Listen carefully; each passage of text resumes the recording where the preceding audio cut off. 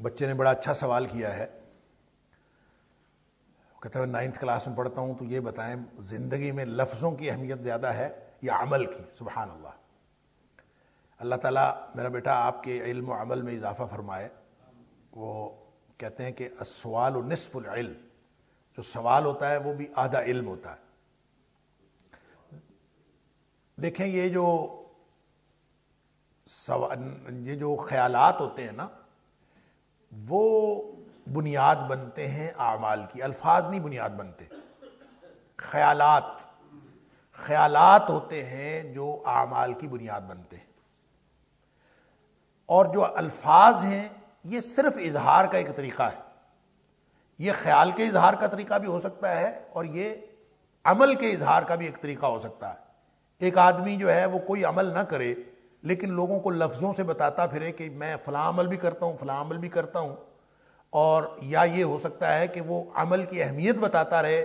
تو گویا لفظوں کے ذریعے سے خیالات کا اظہار بھی ہو سکتا ہے اور اعمال کا اظہار بھی ہو سکتا ہے. تو لفظ تو صرف اظہار کا طریقہ ہے، اس کے علاوہ اس کی کوئی حیثیت نہیں ہے. تو اصل جو اہمیت ہوتے ہیں وہ خیالات ہوتے ہیں. اس لیے آپ کا سوال یہ ہونا چاہیے کہ خیالات اہم ہیں کہ اعمال اہم ہیں. الفاظ تو کسی صورت اہم ہے ہی نہیں. الفاظ کی کوئی حیثیت نہیں ہے سوائے اس کے کہ وہ اظہار کا ذریعہ ہے. اور اگر وہ اظہار کا کامل ذریعہ ہوں تو لفظ کوئی بھی ہو سکتے ہیں. ایک ہی بات کئی قسم کے الفاظ کے ذریعے سے ظاہر کی جا سکتی ہے، اور الفاظ کو استعمال کرنے کے بھی کئی طریقے ہو سکتے ہیں. لہذا الفاظ اہم نہیں ہوتے، یا تو خیالات اہم ہوتے ہیں اور یا پھر عمل اہم ہوتا ہے. وہ خیال جو پختہ ہو جائے اسی کو عقیدہ کہتے ہیں. وہ خیال جو پختہ ہو جائے، اس کی گرہ لگ جائے، اس کو عقیدہ کہتے ہیں. عقیدے کی بنیاد پر عمل ترتیب پاتا ہے. لہذا عقیدہ اپنی جگہ اہم ہے اور جو عمل ہے وہ اپنی جگہ اہم ہے. عقیدہ نہ ہو تو عمل کی کوئی حیثیت نہیں ہے، اور عمل نہ ہو تو عقیدہ ناقابل اعتبار ہے، گویا کہ آپ نے اس کو ناقابل ثبوت ہے. اس لیے عقیدہ بھی اہم ہے، خیال جس کو آپ کہیں گے اپنی جگہ پہ، اور عمل بھی اہم ہے. اور جو قیامت والے دن اللہ تعالیٰ نے دیکھنا ہے وہ دل کی کیفیت کو دیکھنا ہے، گویا عقیدہ دیکھنا ہے، اور اعمال کو دیکھنا ہے، گویا ظاہری اس کا پرفارمنس دیکھنی ہے. اللہ کے رسول صلی اللہ علیہ وسلم فرمائے ان اللہ تعالیٰ لا ينظر الى صورکم ولا الى اموالکم. اللہ قیامت کے دن نہ تو تمہاری شکلیں دیکھے گا، نہ تمہارے مال دیکھے گا، ولکن ينظر الى قلوبکم واعمالکم. وہ تمہارے دلوں کی کیفیتیں دیکھے گا اور تمہارے اعمال دیکھے گا. لہذا دل کی کیفیت یہ ہونی چاہیے کہ ہر معاملہ اللہ کے لیے ہو، اور عمل کی صورت یہ ہونی چاہیے کہ نبی پاک صلی اللہ علیہ وسلم کے طریقے کے مطابق ہو. لہذا جب یہ دونوں چیزیں ہوں گی تو یہ انشاءاللہ اہم ہیں اور اسی کی اہمیت ہے. رہ گئے الفاظ جو ہم ایک دوسرے کے ساتھ گفتگو کرتے ہیں یا اظہار کرتے ہیں، تو وہ اہم نہیں ہوتے. اس کو کسی بھی طریقے سے ظاہر کر دیا جائے تو وہ درست ہوتا ہے. ایک ہی خیال کو ظاہر کرنے کے اور ایک ہی عمل کو ظاہر کرنے کے اور لکھنے کے اور بیان کرنے کے 20 طریقے ہو سکتے ہیں، 20 اسالیب ہو سکتے ہیں. لہٰذا کسی بھی اسلوب میں آپ کوئی بات کہہ دیں. سید مودودی علیہ الرحمہ نے کہیں لکھا ہے کہ الفاظ اہم نہیں ہوتے، وہ خیال اہم ہوتا ہے جس کا آپ اظہار کسی کے اوپر کرنے جا رہے ہیں. لہٰذا اگر آپ خیال کے بارے میں کلیئر ہیں نا، خیال آپ کا واضح ہے، تو جن بھی الفاظ میں آپ بات کریں گے لوگوں کی سمجھ میں آ جائیں گے. اور اگر آپ نے خیالات میں الجھے ہوئے ہیں تو الفاظ اچھے سے اچھے بھی بیان کر لے تو لوگوں کی بات سمجھ میں بات نہیں آتی. تو وہ جیسے کسی شاعر نے کہا ہے، پتہ نہیں یہ شعر مجھے یاد آ جائے تو میں آپ کو سنا دیتا ہوں. شعر اچھا ہے اگر مجھے یاد آ جائے. وہ کہتے ہیں کہ الفاظ کے پیچوں میں الجھتے نہیں دانا، غواص کو مطلب ہے صدف سے کہ گوہر سے. کہ یہ تو ظاہر ہے، الفاظ تو ظاہر ہوتے ہیں، اصل جو مغز ہوتا ہے وہ تو پیچھے ہوتا ہے. لہٰذا اس مغز سے مطلب رکھنا چاہیے، وہ عقیدہ بھی ہے، وہ عمل بھی ہے. اور الفاظ سے اتنا مطلب نہیں ہونا چاہیے. کسی سے لفظ غلط بھی نکل سکتا ہے، اچھا بھی نکل سکتا ہے، بہت اچھا بھی نکل سکتا ہے. الفاظ کی کئی کیٹیگریز ہو سکتی ہیں، کئی اسالیب ہو سکتے ہیں. لہٰذا وہ اہم نہیں ہے، عقیدہ اہم ہے اور عمل اہم ہے. واللہ اعلم بالصواب.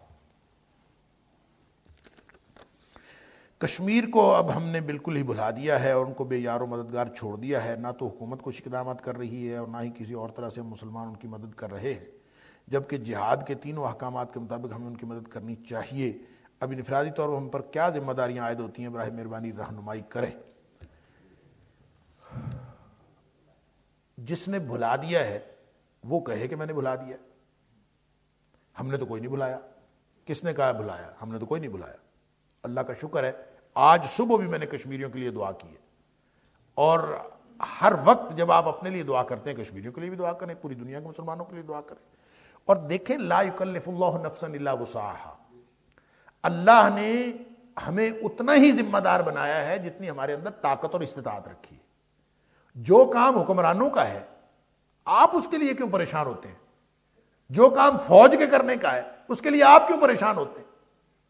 اگر فوج اپنا فرض ادا نہیں کر رہی تو قیامت کے دن جواب دہ وہ ہے اللہ کے ہاں۔ اگر حکمران اپنا کام، اپنا فرض پورا نہیں کر رہے تو وہ جواب دیں اللہ کے ہاں۔ تو جو کام ہمارے ذمے ہے اگر ہم وہ نہیں کر رہے تو اس کے لیے ہمیں پریشان ہونا چاہیے۔ اور اگر ہم نے بلا دیا ہے، ہم نے اپنی دعاؤں میں ان کو نہیں یاد رکھا، ہمیں صبح و شام ہمارے دلوں کے اندر وہ تڑپ پیدا نہیں ہوتی، ان کے لیے ہمدردی پیدا نہیں ہوتی، اور ہمارے زبانوں سے دعائیں نہیں نکلتی اور دل سے دعائیں نہیں نکلتی، ہمارے ہاتھ ان کے لیے بلند نہیں ہوتے، تو پھر واقعتاً ہم نے بلا دیا۔ اور اگر ایسا ہے تو ہمارے ذمے تو یہی کچھ ہے، اس کے علاوہ کوئی نہیں۔ باقی رہ گئے حکمران اور ہمارے عسکری ادارے، تو جو اگر انہوں نے بھلا دیا ہے تو بھگتیں گے وہ خود، قیامت والے دن وہ جواب دیں، ہم نہیں۔ ایک بات۔ دوسری بات یہ ہے کہ ہمیں پوری انفارمیشن بھی نہیں ہوتی، ہم عوام ہیں، اور عوام جو ہے کل انعام ہوتے ہیں، ہمیں کچھ نہیں پتا ہوتا، اور جس کا کام اسی کو ساجھے، عربی میں کہتے ہیں لکل فن رجال، ہر آدمی ہر کام کے لیے نہیں ہوتا، اللہ تعالیٰ نے ہر کام کے لیے مختلف لوگ رکھے ہوتے ہیں۔ جو لوگ ذمہ دار ہیں وہ لوگ کیا کر رہے ہیں ہمیں پوری معلومات بھی نہیں ہے، لہٰذا ایسی بات جس کے بارے میں ہماری معلومات بھی ناقص ہے، جس کے بارے میں ذمہ داری بھی ہماری نہیں ہے، اور اس کے بارے میں یہ کہنا کہ انہوں نے بھلا دیا ہے، یہ سٹیٹمنٹ بھی محل نظر ہے، یہ بیان بھی محل نظر ہے۔ لہٰذا نہ تو ہم یہ کہہ سکتے ہیں کہ انہوں نے بھلا دیا ہے، اور نہ ہم یہ کہہ سکتے ہیں کہ نہ انہوں نے نہیں بھلایا۔ ان کا کام وہ جانے، ہماری جو ذمہ داری ہے ہمیں ایک دوسرے کو کہنا بھی چاہیے، اللہ سے دعائیں بھی کرنی چاہیے، اور ہم جو کچھ کر سکتے ہیں فی الحال سوائے دعاؤں کے ہم کچھ نہیں کر سکتے۔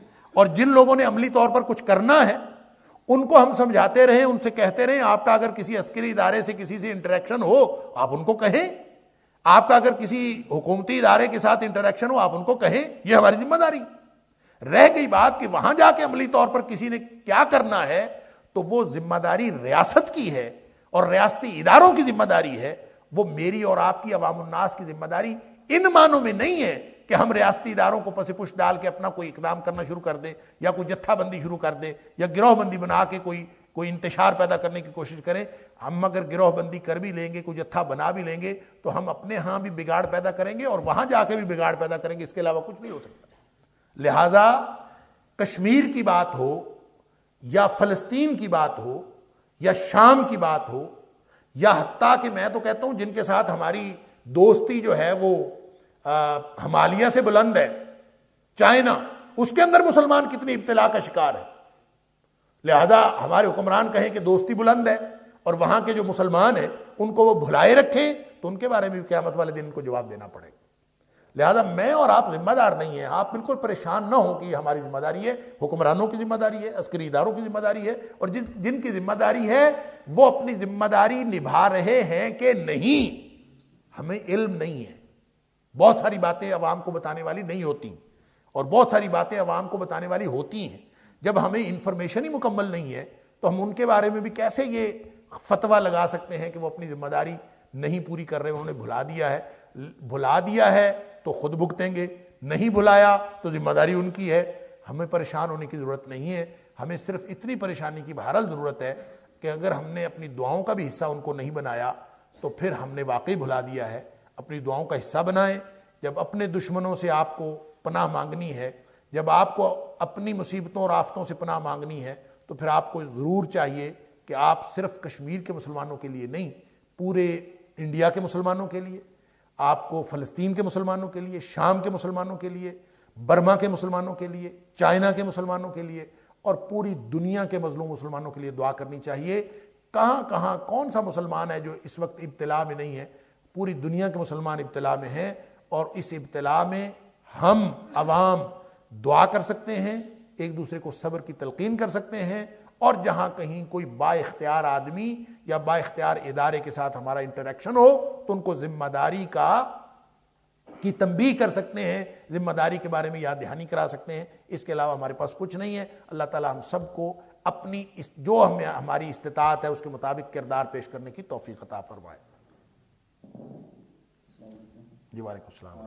دوست ہیں باہر رہتے ہیں، ان کی جاب چلی گئی تھی، تو ان کی والدہ ایک علاقے کے پاس گئی، تو انہوں نے دعا کی، بعد میں نیچرلی جاب ہوگی، دین انہوں نے ان سے کمیونیکیشن کیا، تو انہوں نے کہا کہ کوئی صدقہ کریں، تو وہ لٹل سا صدقہ شروع ہوا تھا 10,000 کا، پھر اگلا صدقہ شروع ہوا تھا 10 لاکھ کا، پھر ہوا تھا کہ ایک بابا جی جنہوں نے آپ کا کام کیا، پھر 8 لاکھ کا، پھر ایک ہیوی اماؤنٹ جا رہی ہے پر منتھ، تو اس بندے کو دین تک نہیں آتی، مطلب یہ پروفیشنل کنسلٹنٹ انجینئر، نیشنلٹی ان کی فورن ہے، وہ بہت پریشان ہیں، 4 بچے ہیں ماشاء اللہ، ان بچوں کو لیڈر بھی بنانا چاہتے ہیں، تو اس پہ معاون کر رہے ہیں کہ یہ بزرگ ہوتے ہیں جو اللہ تعالیٰ کی لوح محفوظ سے کچھ فیصلے لے کر بدل دیتے ہیں، پھر ان کی سزائیں اللہ سے معاف کروانے کے لیے ہیوی انویسٹمنٹ واقعی لیتے ہیں 10-10 لاکھ 8 لاکھ کا، اس کی اویلیبلٹی کیا ہے؟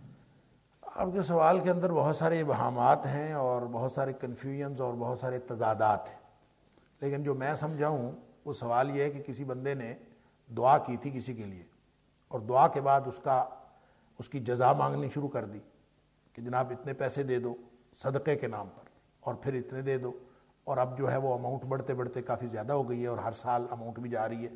جو میں آپ کے سوال کا خلاصہ سمجھاؤں وہ یہ ہے، باقی اس کے اندر آپ کے اپنے حاشیے ہیں اس سوال کے اندر کہ یہ ہو رہا ہے اور وہ ہو رہا ہے۔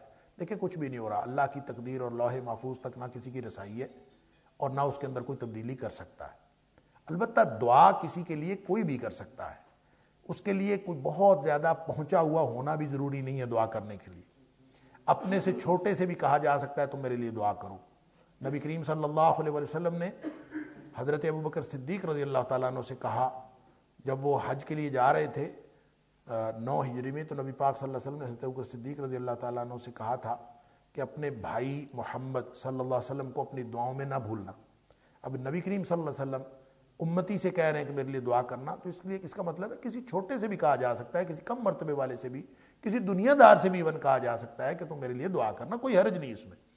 اور دعا کی بھی جا سکتی ہے، اس کو کرنی بھی چاہیے، ہر شخص کو دوسرے کے لیے دعا کرنی چاہیے، اور جو شخص کسی دوسرے کے لیے دعا کرتا ہے کسی ایسے شخص کے لیے خاص طور پہ جو غیر حاضر ہے، جو موجود نہیں ہے، اس کے غیر موجودگی میں کوئی شخص کسی کے لیے دعا کرتا ہے، اس کی خیرخواہی کرتا ہے، تو اللہ تعالیٰ اس کی دعا اس شخص کے لیے قبول کرنے سے پہلے مانگنے والے کے لیے قبول فرماتا ہے۔ لہذا یہ تو بہت بڑے اجر کی بات ہے، بہت بڑی سعادت کی بات ہے دعائیں کرنا۔ اور کسی نے دعا کی ہے، اللہ نے اس کی دعا سنی ہے، کسی اور کی دعا سنی ہے، اللہ قبول کرنے والا ہے۔ اجیب دعوت الداعی اذا دعان، اس کا قانون ہے کہ جب بھی کوئی پکارنے والا میں اس کی پکار کر، دونوں صورتوں میں بھی لوح محفوظ تک تو کسی کی رسائی نہیں ہے۔ اور یہ کہنا کہ لوح محفوظ کا فیصلہ بدلا دینا اور یہ کر دینا اور وہ کر دینا، پھر اس کے پیسے وصول کرنا، 4 لاکھ دے دو 8 لاکھ دے دو، یہ سارے کانسیپٹس ہی غیر شرعی ہیں اور اس کا شریعت کے ساتھ کوئی تعلق نہیں ہے۔ اللہ تعالیٰ ہم سب کو سمجھ عطا فرمائے۔ وعلیکم السلام۔ لائیو جاتا ہے فیس بک پہ، تو وہاں سے 2 سوالات ہیں۔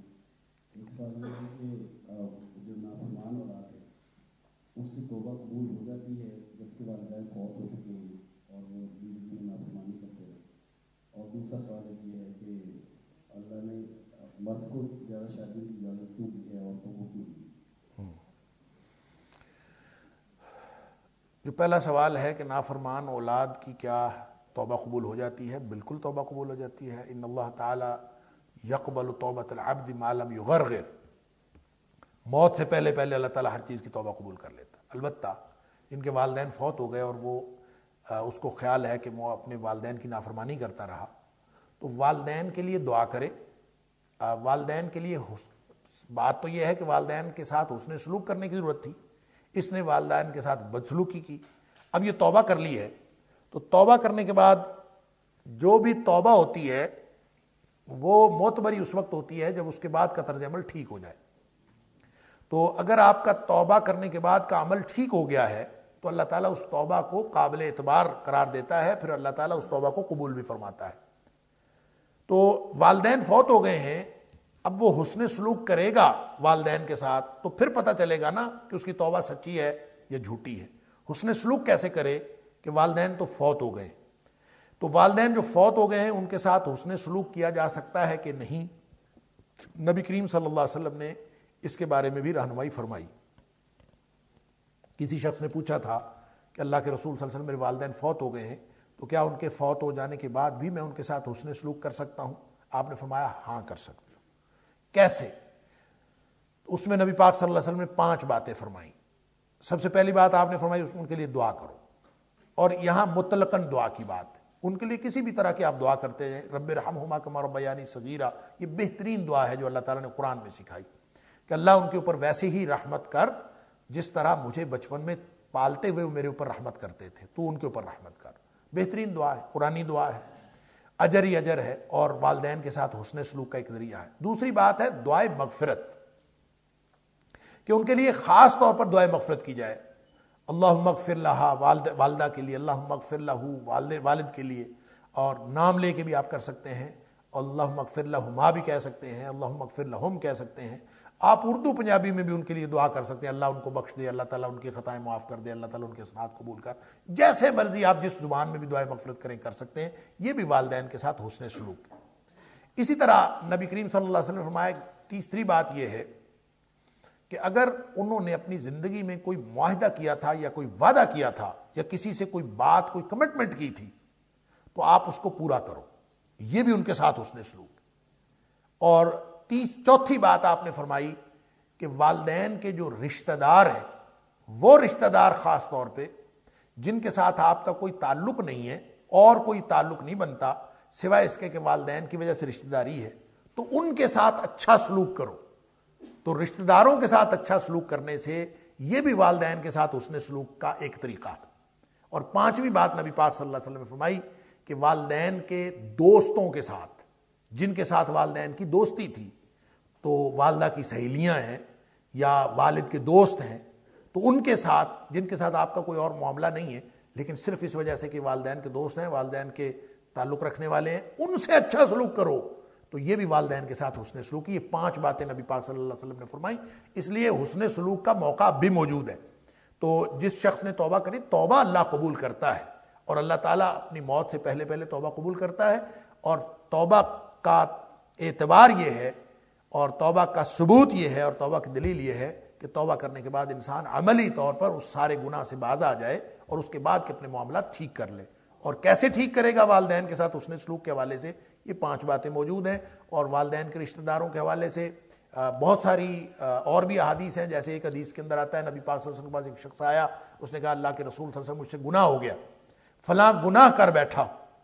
آپ نے فرمایا تیری ماں ہے، جا کے ساتھ اس کے ساتھ حسن سلوک کر، تیرا گناہ معاف ہو جائے گا۔ وہ کہتا ہے اللہ کے رسول صلی اللہ علیہ وسلم میری ماں تو فوت ہو گئی۔ آپ نے فرمایا خالہ ہے؟ کہتا ہے ہاں خالہ ہے۔ نبی کریم صلی اللہ علیہ وسلم نے فرمایا جا پھر جا کے خالہ کے ساتھ حسن سلوک کر، تیرا گناہ معاف ہو جائے گا۔ تو یہ ایک مستقل نوعیت کا موقع موجود ہے اور ہمیں اس موقع سے فائدہ اٹھانا چاہیے، اور یہی توبہ کی دلیل ہے۔ اللہ تعالیٰ ہم سب کو معاف فرمائے۔ محترم، پاکستان میں جمعہ کے دن نہ تو کام روکے جاتے ہیں، نہ ہی جابز میں چھٹی کر سکتے ہیں۔ دل نہیں مانتا گھروں سے نکلنے کو، لیکن نکلنا ضروری ہو جاتا ہے۔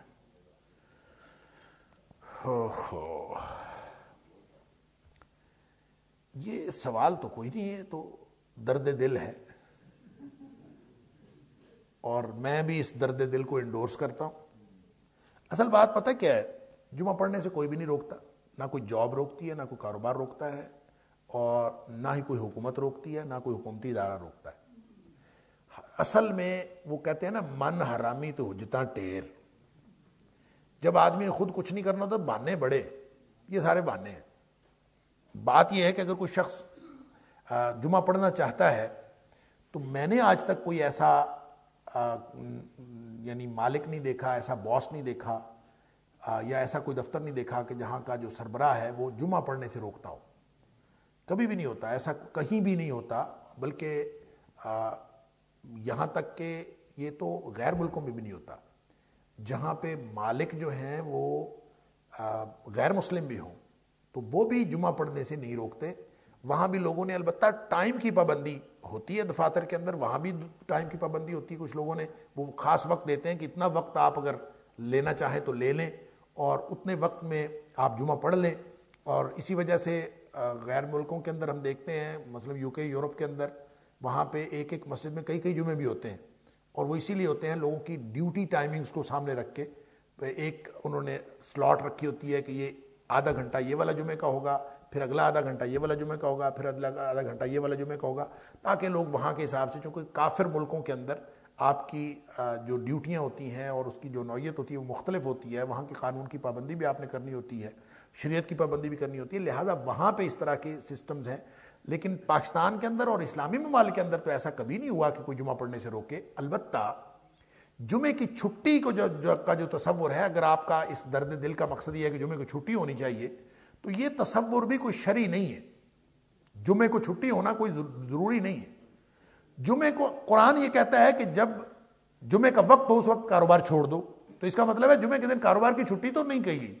یہ تو سبت والے جو تھے نا یہودی، جن کو سبت ملا تھا، جن کو ہفتے والا دن ملا تھا، ان کے اوپر پابندی تھی کہ وہ ہفتے والے دن کوئی کاروبار نہیں کر سکتے. یہ تو اللہ کا شکر ہے، اس شریعت کے اندر بڑی وسعت ہے، اور اس شریعت کے اندر بڑی ایک ہمارے لیے خوشی کی بات ہے اور اطمینان کی بات ہے کہ کاروبار کرنا منع نہیں ہے جمعے والے دن. البتہ جمعے کے وقت کاروبار چھوڑ دینا ضروری ہے، اور جمعے کے وقت آپ کاروبار بھی چھوڑ دیں، جمعے کے وقت آپ اپنا دکانداری بھی چھوڑ دیں، آپ اپنا دفتر بھی چھوڑ دیں، اور اس کا میرا خیال ہے ساری جگہوں پہ وقت ملتا ہے، جمعہ آپ پڑھ سکتے ہیں. اور کوئی اگر نہیں چھوڑتا، اپنی مرضی سے دکان بند نہیں کرتا، اپنی مرضی سے کاروبار چھوڑ کر وہ نہیں آتا یا دفتر نہیں چھوڑتا، تو یہ اس کا اپنا گناہ ہے. میرے علم میں کم از کم ایسا کوئی دفتر اور ایسا کوئی کاروبار نہیں ہے کہ جمعہ پڑھنے سے روکتا ہو، اور اگر کوئی روکتا ہے تو بڑا ہی بدبخت ہے، اور وہ سارا گناہ پھر اس کے اوپر ہوگا. اور کوئی شخص اگر کسی ایسی جگہ جاب کرتا ہے جہاں جمعہ پڑھنے کے لیے بھی وقت نہیں ملتا، تو اس کو وہ نوکری چھوڑ دینی چاہیے، اس لیے کہ کوئی ضرورت نہیں ہے، اللہ تعالیٰ اس سے کہیں بہتر دے دے گا. اس لیے یہ درد دل ٹھیک ہے، لیکن اس کے اندر جو چھٹی حاصل کرنے کا حسن طلب پایا جاتا ہے، اس حسن طلب کے ساتھ مجھے قطعاً اتفاق نہیں ہے. اللہ تعالیٰ ہم سب کو سمجھ عطا فرمائے. اللہم اہدنا بالقرآن العظیم، اللہم ارحمنا بالقرآن العظیم، اللہم انفعنا بالقرآن العظیم، اللہم اجرنا من النار بالقرآن العظیم، اللہم ادخلنا کلنا الجنة الفردوس بالقرآن العظیم، اللہم ادخلنا کلنا الجنة الفردوس بالقرآن العظیم، اللہم ادخلنا کلنا الجنة الفردوس بالقرآن العظیم. اللہم اجعل القرآن لنا اماما ونورا وہدا ورحمہ، اللہم اجعل القرآن ربیع قلوبنا ونور صدورنا وجلاء احزاننا وذہاب ہمومنا وغمومنا. وصلی اللہ تعالی علی خیر خلقہ محمد وآلہ وصحبہ اجمعین. آمین آمین برحمتک یا